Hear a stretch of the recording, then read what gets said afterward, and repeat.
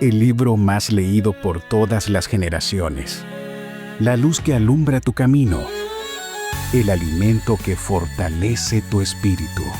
Narrado por Wendy Necio Sub, la Biblia en 365 días.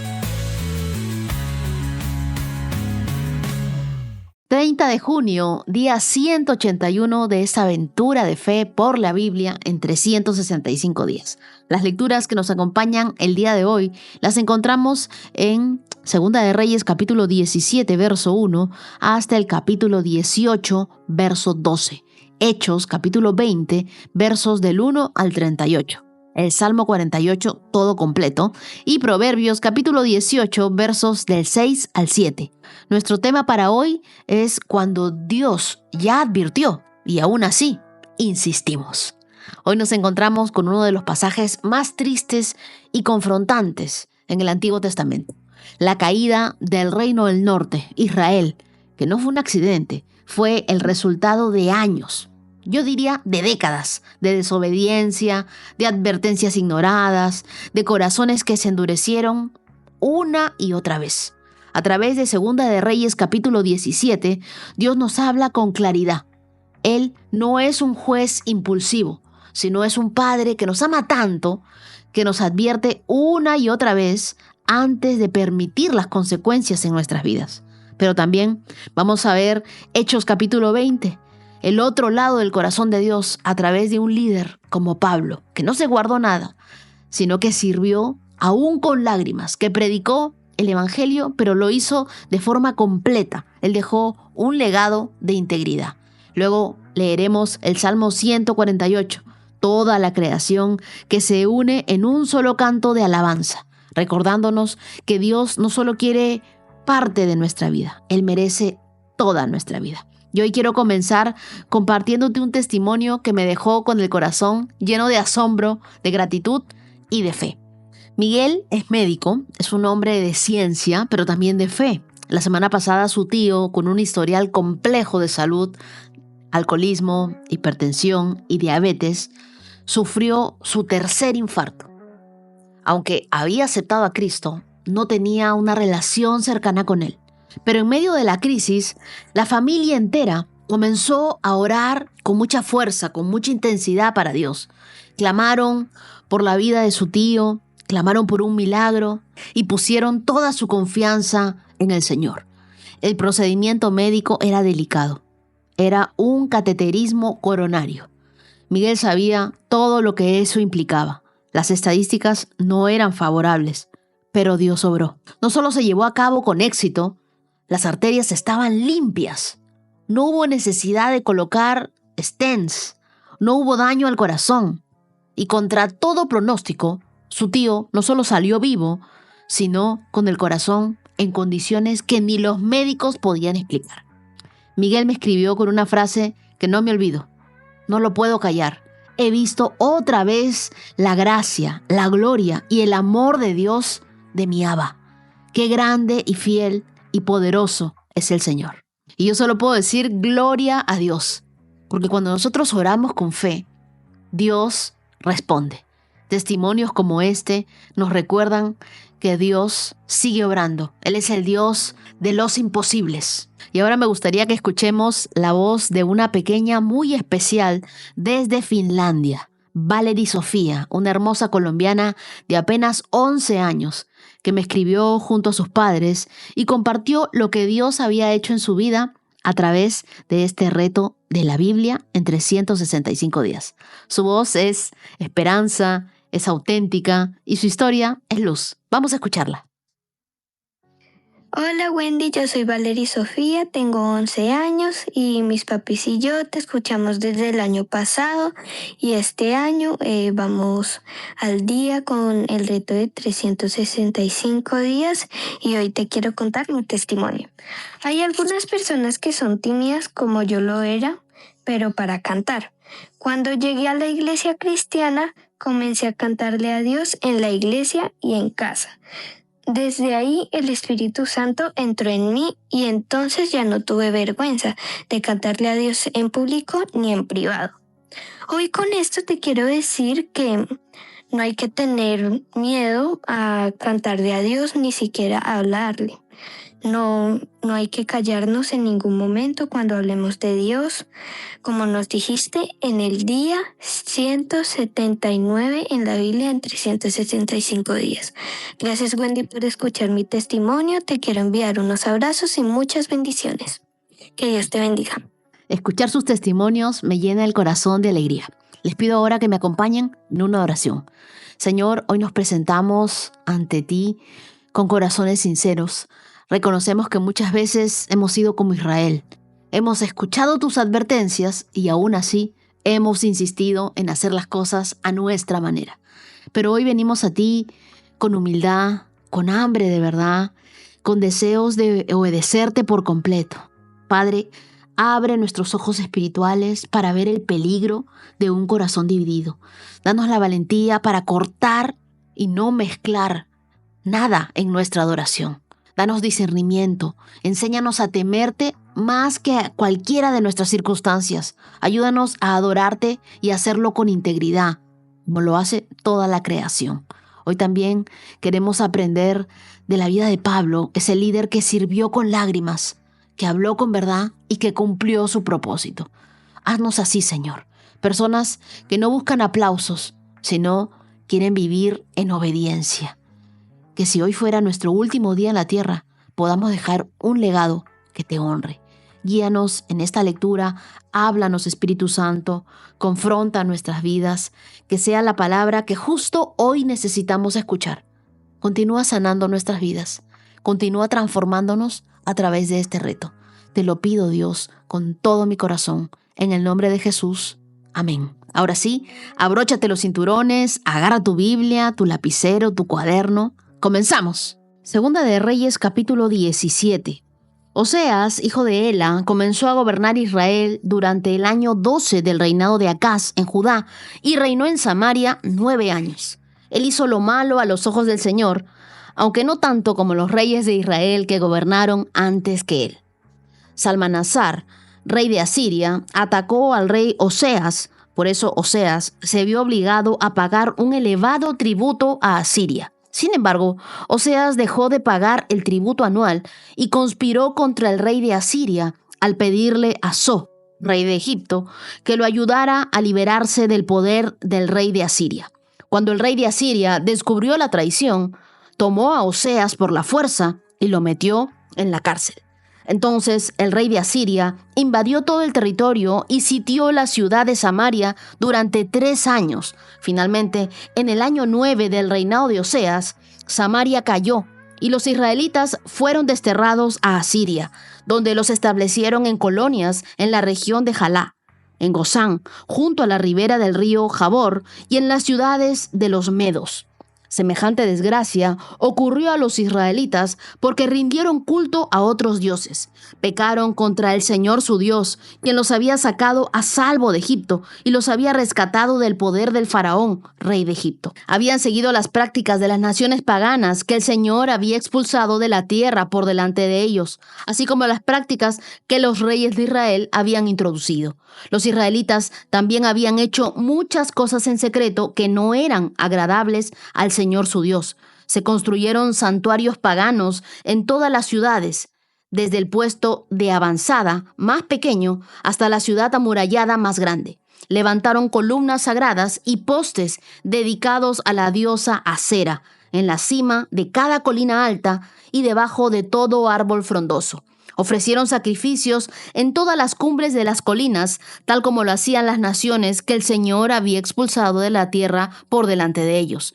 Así que el pueblo de Israel había hecho muchas cosas perversas, con lo que provocó el enojo del Señor. Efectivamente, rindieron culto a ídolos, a pesar de las advertencias específicas que el Señor les hizo repetidamente. Una y otra vez, el Señor envió a sus profetas y videntes para dar a Israel y a Judá la siguiente advertencia: apártense de sus malos caminos, obedezcan mis mandatos y decretos, es decir, toda la ley que les ordené a sus antepasados que obedecieran y que les di a ustedes. a través de mis siervos, los profetas. Sin embargo, los israelitas no quisieron escuchar. Fueron tan tercos como sus antepasados, quienes se negaron a creer en el Señor su Dios. Rechazaron sus decretos y el pacto que Él había hecho con sus antepasados y despreciaron todas sus advertencias. Rindieron culto a ídolos inútiles, por lo cual ellos mismos se volvieron inútiles. Siguieron el ejemplo de las naciones vecinas, desobedeciendo el mandato del Señor de no imitarlas. Los israelitas rechazaron todos los mandatos del Señor su Dios e hicieron 2 becerros de metal. Levantaron un poste dedicado a la diosa Acera y rindieron culto a Baal y veneraron a todas las fuerzas del cielo. Hasta sacrificaron a sus hijos e hijas en el fuego. Consultaron con adivinos, practicaron la hechicería y se entregaron por completo al mal, con lo cual provocaron el enojo del Señor. Como el Señor estaba muy enojado con los israelitas, los barrió de su presencia. Solo la tribu de Judá quedó en la tierra, pero aún los de Judá se negaron a obedecer los mandatos del Señor su Dios, ya que siguieron las prácticas perversas que Israel había introducido. El Señor rechazó a todos los descendientes de Israel, los castigó entregándolos a sus agresores hasta expulsar a Israel de su presencia. Pues cuando el Señor arrancó a Israel del reino de David, los israelitas escogieron a Jeroboam, hijo de Nabat, como su rey. Pero Jeroboam alejó a Israel del Señor y lo hizo cometer un gran pecado. Los israelitas persistieron en seguir todos los caminos perversos de Jeroboam. No se apartaron de esos pecados hasta que finalmente el Señor los barrió de su presencia, tal como les había advertido todos los profetas. En consecuencia, los israelitas fueron desterrados y deportados a Asiria, donde se encuentran hasta el día de hoy. El rey de Asiria transportó grupos de gente desde Babilonia, Cuta, Aba, Hamat y Safer-Baim y los reubicó en las ciudades de Samaria, en reemplazo del pueblo de Israel. Ellos tomaron posesión de Samaria y habitaron sus ciudades, pero ya que estos colonos extranjeros no adoraban al Señor cuando recién llegaron, el Señor envió leones que mataron a algunos de ellos. Por esta razón, mandaron un mensaje al rey de Asiria, en el cual le decían: la gente que has mandado a habitar las ciudades de Samaria no conoce las costumbres religiosas del Dios de ese lugar. Él ha enviado leones a destruirlos, porque no lo adoraron como se debe. Entonces, el rey de Asiria ordenó: manden de regreso a Samaria a uno de los sacerdotes desterrados que viva allí y les enseñe a los nuevos residentes las costumbres religiosas del Dios de ese lugar. Entonces, uno de los sacerdotes que había sido desterrado de Samaria regresó a Betel y les enseñó a los nuevos residentes cómo adorar al Señor. Sin embargo, los diversos grupos de extranjeros a la vez siguieron rindiendo culto a sus propios dioses. En todas las ciudades donde habitaban, colocaron sus ídolos en los santuarios paganos que la gente de Samaria había construido. Los que eran de Babilonia rendían culto a ídolos de su dios Sucot-Benot. Los de Cuta rendían culto a su dios Nergal. Y los que eran de Hamat rendían culto a Sima. Los habitas rendían culto a sus dioses Nibhaz y Tartak. Y la gente de Sepharvaim hasta quemaba a sus propios hijos en sacrificio a sus dioses, Adramelech y Anamelech.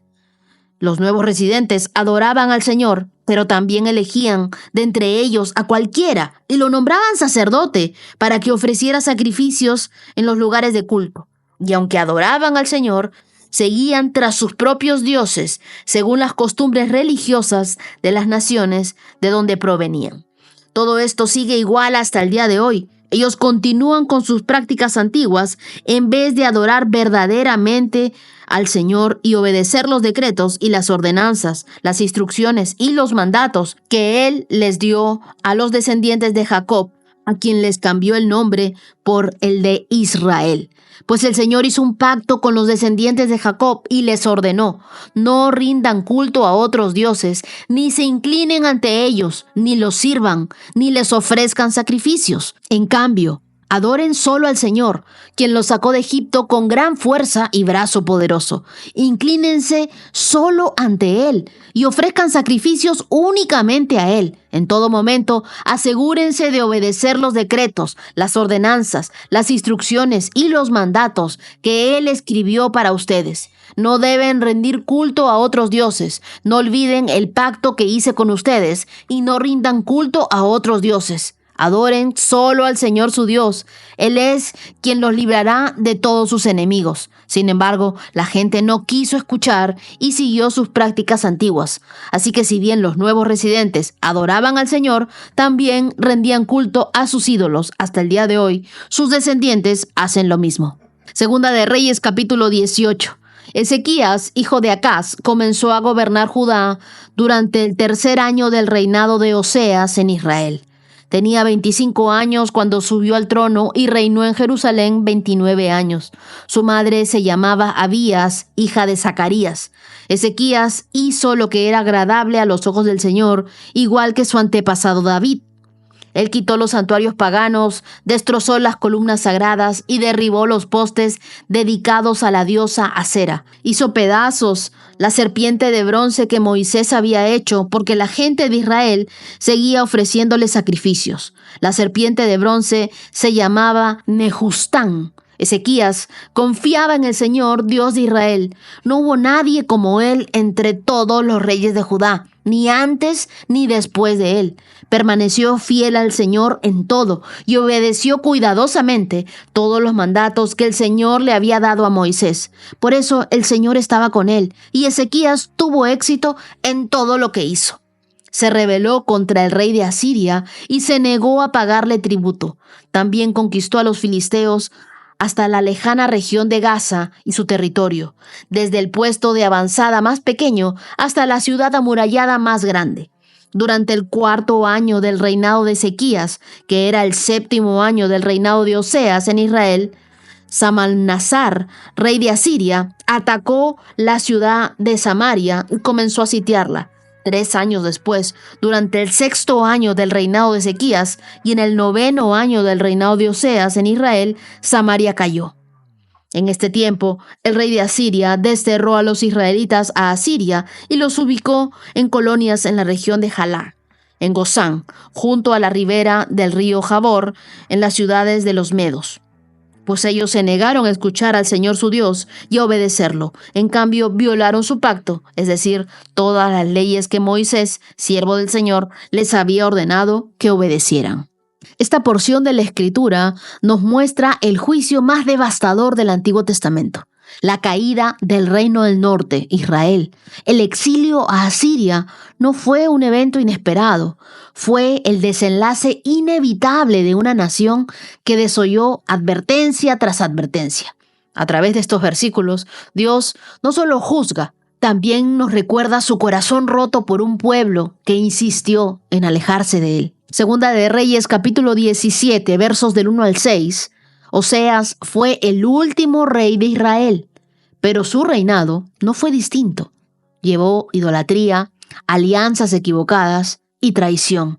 El verso 2 lo resume así. Él hizo lo malo a los ojos del Señor, aunque no tanto como los reyes de Israel que gobernaron antes que él. Esta frase parece una tregua, pero en realidad es una tragedia. Fue menos malo, pero sigue siendo malo. Israel cayó en manos de los asirios, no porque Dios lo abandonara, sino porque el pueblo se había divorciado del propósito de Dios para sus vidas. La capital, Samaria, fue sitiada y 3 años conquistada. No seamos como Oseas, administrando mal lo que fue consagrado.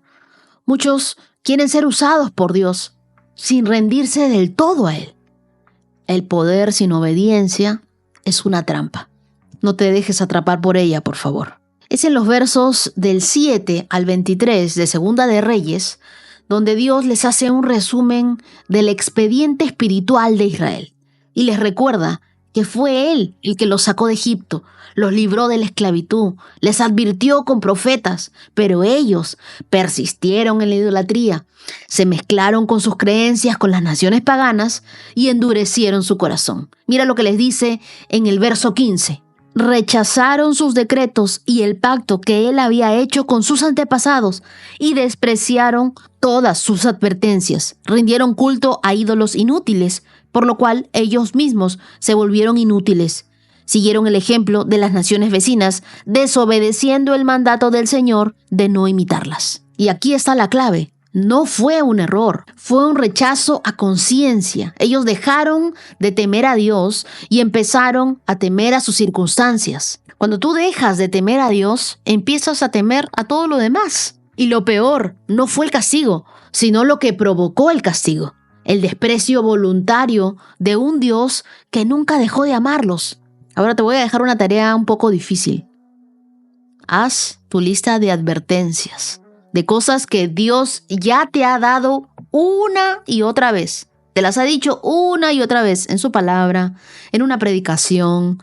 ¿Has escuchado un consejo sabio? Bueno, no las ignores. Obedecer a tiempo evita ruinas futuras. En los versos del 24 al 31, tras la caída de los asirios, repoblaron Samaria con extranjeros que trajeron sus propios dioses. Y al ver el caos, el rey de Asiria envió un sacerdote israelita para enseñarles el culto al Señor. Pero en lugar de una restauración verdadera, se creó un sincretismo.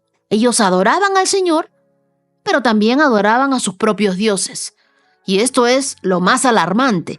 La religión mezclada se ve piadosa, pero es igual de vacía. Dios no quiere ser una parte de tu vida.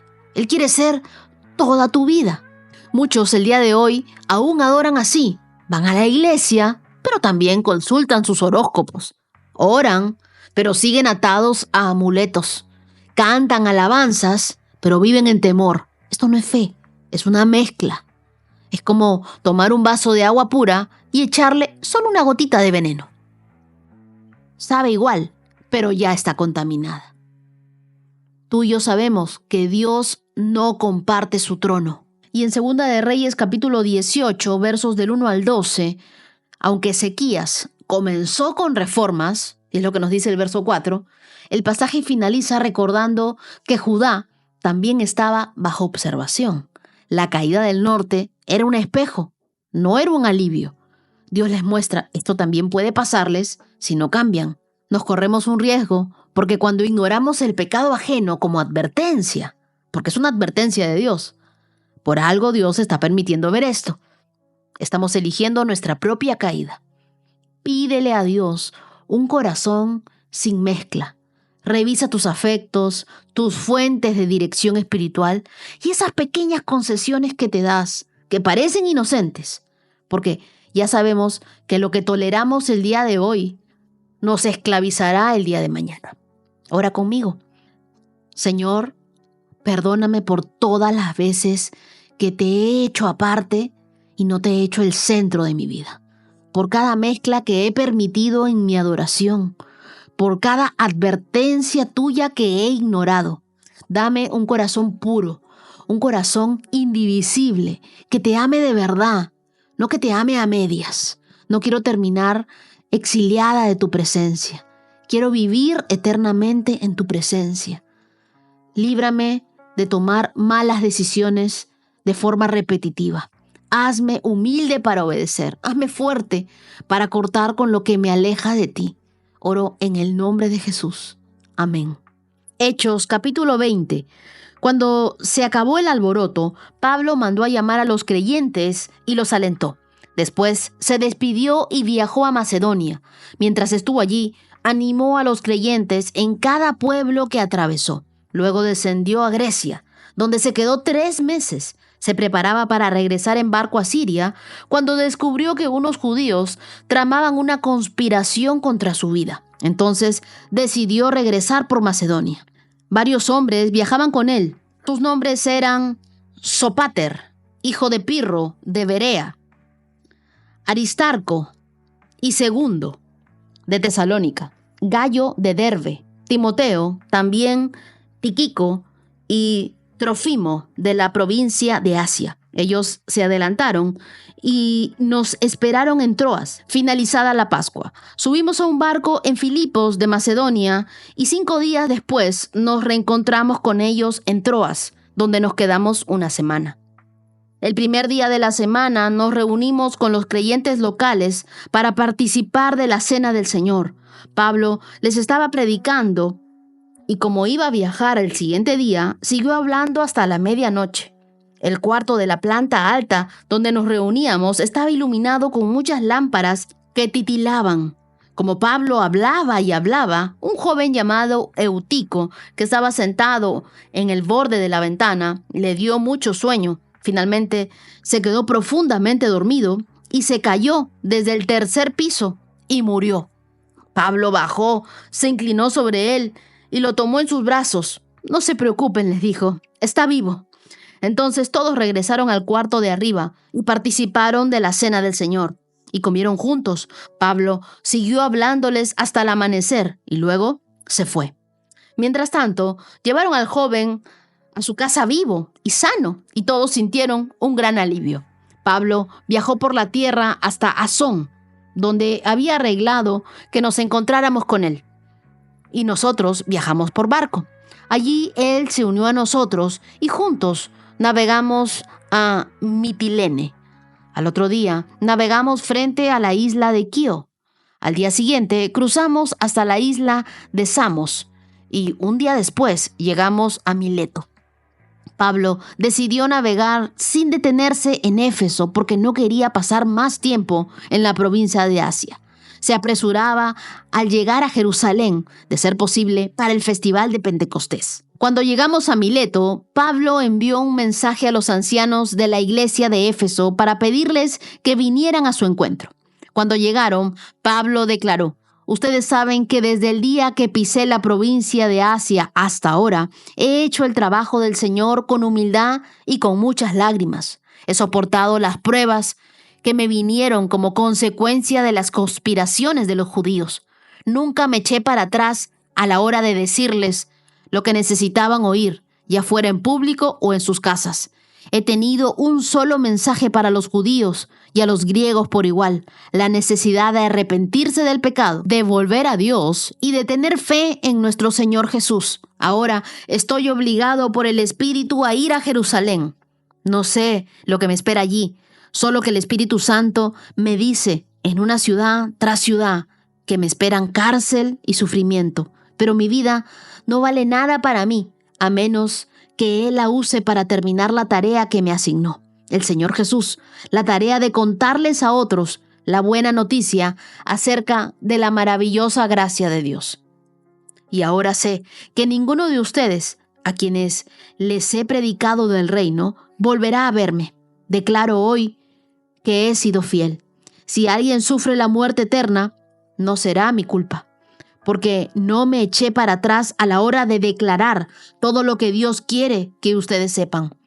Entonces, cuídense de sí mismos y cuiden al pueblo de Dios. Alimenten y pastoreen al rebaño de Dios, su iglesia comprada con su propia sangre, sobre quien el Espíritu Santo los ha designado líderes. Sé que después de mi salida vendrán en medio de ustedes falsos profetas como lobos rapaces y no perdonarán al rebaño. Incluso algunos hombres de su propio grupo se levantarán y distorsionarán la verdad para poder juntar seguidores. Cuidado. Recuerden los 3 años que pasé con ustedes, día y de noche, mi constante atención y cuidado, así como mis muchas lágrimas por cada uno de ustedes. Y ahora los encomiendo a Dios y al mensaje de su gracia, que tiene poder para edificarlos y darles una herencia junto con todos los que Él ha consagrado para sí mismo. Yo nunca he codiciado la plata, ni el oro, ni la ropa de nadie.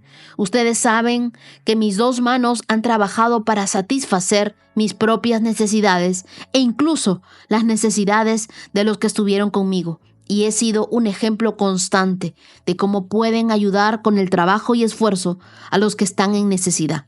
Deben recordar las palabras del Señor: hay más bendición en dar que en recibir. Cuando Pablo terminó de hablar, se arrodilló y oró con ellos. Todos lloraban mientras lo abrazaban y le daban besos de despedida. Estaban tristes, principalmente porque les había dicho que nunca más volverían a verlo. Luego lo acompañaron hasta el barco. Este capítulo 20 de Hechos es uno de los momentos más conmovedores del libro. La despedida de Pablo de los ancianos de la iglesia en Éfeso.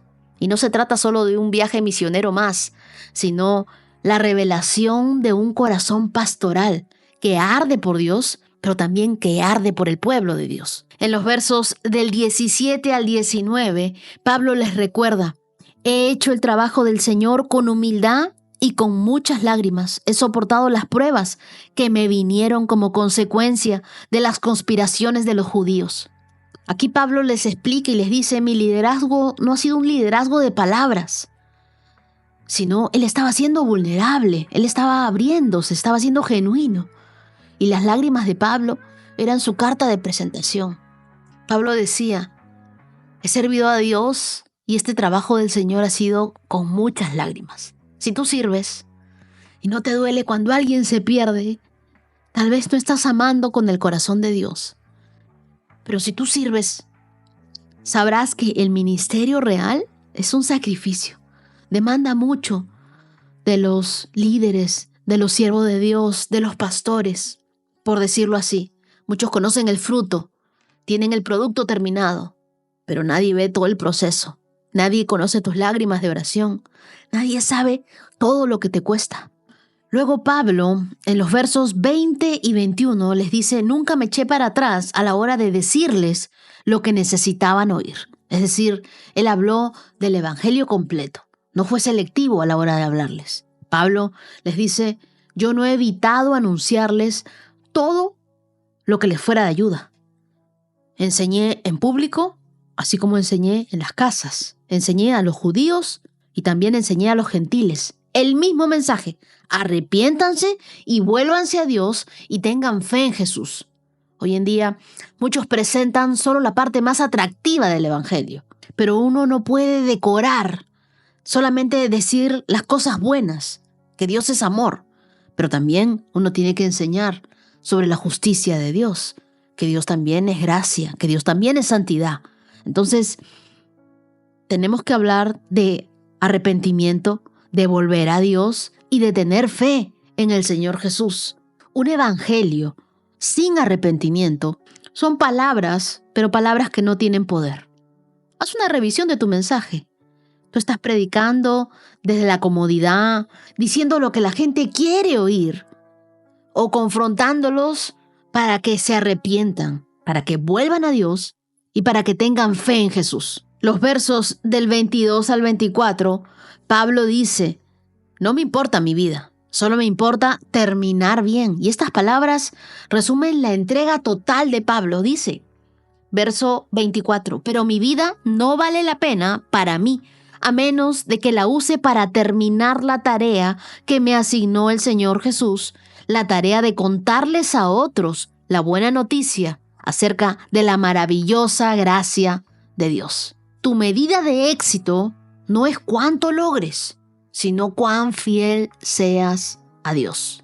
Y por último, en los versos del 25 al 31, Pablo advierte sobre los falsos maestros, sobre los lobos disfrazados, sobre las enseñanzas distorsionadas, pero también les recuerda. En el verso 33, yo nunca he codiciado la plata, ni el oro, ni la ropa de nadie. Y les dice, y he trabajado con mis 2 manos para satisfacer mis propias necesidades y las de mis compañeros. Tu legado no será lo que enseñaste, sino lo que tus líderes repitan cuando tú ya no estés. Me gustaría que hagas una lista de qué dejarías si hoy fuera tu último día como mentor. Es un ejemplo digno de reproducir. Finalmente Pablo se despide de ellos y la escena termina con todos llorando y abrazando a Pablo, dolidos, especialmente porque él dijo que no lo volverían a ver. Y así es ese liderazgo que deja huella. No solo se recuerda lo que hizo, sino todo lo que sembró en las vidas de las personas. Ora conmigo y dile: Señor, quiero liderar como Pablo, con lágrimas, con verdad, con valentía. Que no me importe ser aplaudido, sino ser obediente. Que mis palabras sean semillas. Que mis pasos sean huellas. Y que mi ausencia sea inspiración para otros. Dame un corazón que no se rinda. Una boca que no calle de contar las buenas noticias del Evangelio. Oro en el nombre de Jesús. Amén. Salmos 148. Alabado sea el Señor.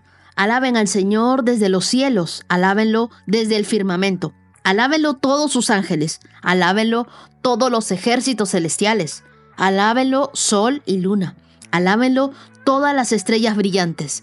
Alábenlo los altos cielos. Alábenlo los vapores que están mucho más allá de las nubes. Que toda cosa creada alabe al Señor, pues Él dio la orden y todo cobró vida. Puso todo lo creado en su lugar por siempre y para siempre. Su decreto jamás será revocado. Alaben al Señor desde la tierra, ustedes, criaturas de las profundidades del océano, el fuego y el granizo, la nieve y las nubes, el viento y el clima que lo obedecen, ustedes, las montañas y todas las colinas, los árboles frutales y los cedros, los animales salvajes y todo el ganado, los animales pequeños que corren por el suelo y las aves, los reyes de la tierra y toda la gente, los gobernantes y los jueces de la tierra, los muchachos y las jovencitas, los ancianos y los niños. Que todos alaben el nombre del Señor, porque su nombre es muy grande. Su gloria está por encima de la tierra y el cielo. Dios hizo fuerte a su pueblo y honró a sus fieles, los del pueblo de Israel, que están cerca de él. Alabado sea el Señor. El Salmo 148 no pide que se alabe a Dios por todo lo que Él ha hecho, sino por quién es Él. Cuando nosotros comprendemos que Dios no necesita hacer algo más para ser digno de alabanza, recién ahí entendemos lo que es adorar en espíritu y en verdad. Versos del 1 al 8 es un llamado a alabar desde los cielos. Versos del 7 al 12 es un llamado a alabar desde la tierra. Versos 13 y 14 es el motivo principal de la alabanza. Versos del 1 al 6, vemos que la alabanza empieza desde lo más alto, desde los cielos. Los ángeles, el sol, la luna, las estrellas, los cielos son invitados a alabar al Señor. Esto nos recuerda que la adoración no comienza en la tierra, comienza en el cielo. El universo no gira alrededor del hombre, gira alrededor de su creador. Cuando tú adoras, te alineas con lo que ya está ocurriendo en el cielo. Estás participando del mismo sonido que resuena en el trono. Por eso la alabanza no depende de tus circunstancias, sino de la grandeza de Dios. Versos del 7 al 12 es una alabanza que baja a la tierra, desde los océanos profundos hasta los animales, desde los reyes hasta los niños. Todos son llamados a alabar a Dios. Y esta es una imagen poderosísima. La adoración es el lenguaje común de toda la creación. Todo lo creado tiene un propósito y el propósito es reflejar la gloria de Dios. El Salmo menciona elementos simbólicos, el fuego, el granizo, la nieve, incluso lo que parece caótico o destructivo, tiene un rol en exaltar la soberanía de Dios. Los reyes, los gobernantes, no están por encima del llamado a alabar. Los jóvenes, los ancianos, los hombres y las mujeres, nadie está exento de alabar a Dios. No dejes que el cansancio, el éxito o la edad o la posición social te roben el privilegio de adorar a Dios. La verdadera grandeza no se mide por cuántos te aplauden, sino se mide por cuando tú te postras delante de Dios para adorarlo y alabarlo. Y por último, los versos 13 y 14 es el porqué de la alabanza. Que todos alaben el nombre del Señor, porque su nombre es muy grande y su gloria está por encima de la tierra y del cielo. El Salmo culmina con una declaración poderosa. Verso 14, Dios hizo fuerte a su pueblo y honró a sus fieles y los del pueblo de Israel que están cerca de él. Dios se alegra, se deleita en levantar a aquellos que lo exaltan primero a él. De repente tú te sientes invisible, pequeño, indigno. La alabanza te recuerda que Dios te corona con honra. Cuando tú levantas tu voz para adorarlo, Él levanta tu vida hacia su propósito, hacia su plan. Tú no estás de relleno en la tierra. Tú tienes un propósito. Así que tu adoración debe ser una adoración con intención. Antes de iniciar el día, recuerda el Salmo 146, verso 2 que leímos hace un par de días, que dice que todo lo que soy, alabe al Señor. Alabaré al Señor mientras viva. Cantaré alabanzas a mi Dios con el último aliento. Con esto le estás diciendo, Dios, mi vida, hasta cuando tenga vida, voy a alabarte. Y conecta tu adoración con la creación. Cuando tú ves el cielo, cuando tú ves un árbol hermoso, recuerda que Dios también ahí está cumpliendo su propósito. Todo lo hermoso, ese atardecer, ese precioso sunset que sale cuando estás en la playa, ahí está Dios. Y podemos adorar ahí a Dios y decirle gracias porque me permites ver tu grandeza, tu majestad a través del cielo, del árbol, de la luna, de las estrellas. Y también involucra a tu familia en tu adoración. Lee este salmo y háganlo juntos. Hagan una oración de alabanza espontánea, poderosa. Yo sé que cuando ustedes se reúnen a adorar y alabar a Dios juntos, esa casa se llena de la presencia de Dios y milagros ocurrirán. Ahora leamos Proverbios 18, versos 6 y 7. Con sus palabras, los necios se meten continuamente en pleitos, van en busca de una paliza. La boca de los necios es su ruina, quedan atrapados por sus labios. El verso 6 nos dice que con sus palabras los necios continuamente se meten en pleitos. El que ama el sonido de su voz más que la dirección de Dios, inevitablemente chocará con la ruina. Los necios hablan para dominar, para tener la razón, para humillar. En un mundo donde se premia la verborrea, este proverbio es un llamado urgente al autocontrol.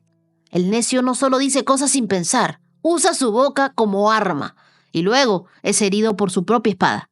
Hoy en día hay muchas discusiones innecesarias que empiezan por comentarios en redes sociales, una crítica malintencionada, una burla sarcástica, una indirecta, pueden desatar guerras digitales. Lo que decimos o lo que escribimos puede costarnos amistades, oportunidades e incluso nuestra paz. Antes de hablar, pregúntate, ¿estoy construyendo puentes o estoy cavando tumbas con mis palabras? Por favor, piensa antes de hablar. El verso 7 es claro, dice, la boca de los necios es su ruina. Ojo que no solo provoca problemas, sino que los sentencia. La ruina del necio no viene de enemigos externos, sino de su lengua. Mira tu lengua, muérdetela. Tu lengua puede abrirte puertas o puede cavarte fosas. Dile a tu lengua que se porte bien.